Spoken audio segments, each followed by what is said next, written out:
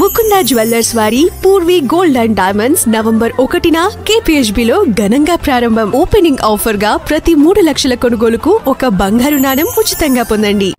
కేంద్ర ప్రభుత్వం మరణించిన ప్రభుత్వ ఉద్యోగి లేదా పెన్షన్దారుడు ఇద్దరు చట్టబద్ధమైన జీవిత భాగస్వాములు ఉన్నప్పుడు ఫ్యామిలీ పెన్షన్ ఎలా పంచాలో మరోసారి స్పష్టంగా తెలిపింది.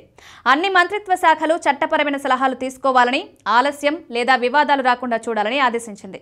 దీనిపై పెన్షన్ అండ్ పెన్షనర్ వెల్ఫేర్ శాఖ కొత్త మార్గదర్శకాలు జారీ చేసింది.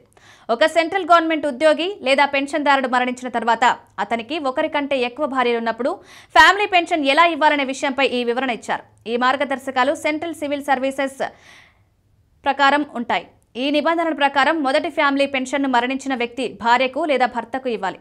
ఆ తర్వాత అర్హత గల పిల్లలకు, ఆధారపడిన తల్లిదండ్రులకు, తర్వాత వికలాంగులైన సహోదరులకు ఇస్తారు. ప్రభుత్వం విడో అనే పదం చట్టబద్ధమైన పెళ్లైన జీవిత భాగస్వామికి మాత్రమే వర్తిస్తుందని స్పష్టం చేసింది. ఒక ప్రభుత్వ ఉద్యోగి చట్టబద్ధంగా 2 భార్యలుంటే ఫ్యామిలీ పెన్షన్ ఇద్దరికీ సమానంగా పంచాలి. ఇద్దరిలో ఎవరో ఒకరు మరణించినా లేదా అర్హత కోల్పోయినా ఆమె భాగం ఆమె అర్హత గల పిల్లలకు వెళ్తుంది.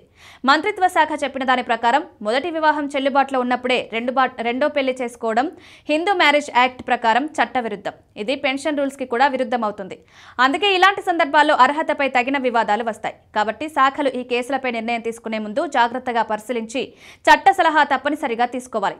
ఎందుకంటే ఇలాంటి కేసులు చాలాసార్లు ట్రైబ్యునల్, కోర్టుకు వెళ్తాయి.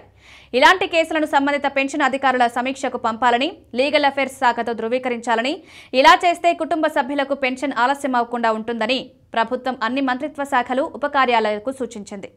ఈ కొత్త మార్గదర్శకాలు చట్టబద్ధమైన జీవిత భాగస్వామి హక్కులను రక్షిస్తూ పెన్షన్ పంపిణీ న్యాయంగా సాగేందుకు మార్గం చూపిస్తాయి.